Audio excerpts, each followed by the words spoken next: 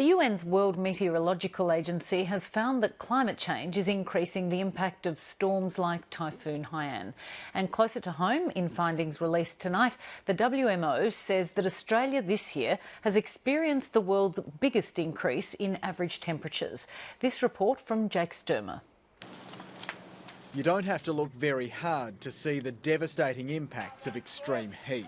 Knock that down and we get these ones. The bushfires that ripped through New South Wales last month destroyed around 200 homes. It was an extreme weather event that devastated families and communities. The World Meteorological Organisation's State of Play has found this year Australia has had the biggest average temperature rise in the world. And it's the extremes that really matter in terms of impacts. You know, we've got a lot more heat waves, a lot more really hot days. We've just had probably an unprecedentedly severe early start to the fire season in the Blue Mountains.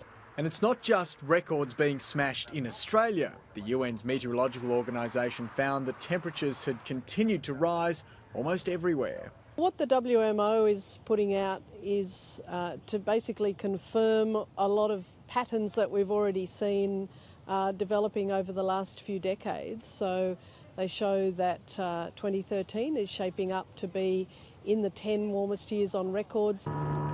But the WMO's statement doesn't just look at temperatures. It also found that global sea levels reached a new record high, rising at an average rate of 3.2 millimetres per year. And while it doesn't directly blame climate change for the devastating Typhoon Haiyan, it does say that sea level rise has made its effects more powerful. The impact of storm surges will be felt more acutely present days and into the future, because sea level will continue to rise for many decades and probably centuries, depending on how we continue to emit greenhouse gases.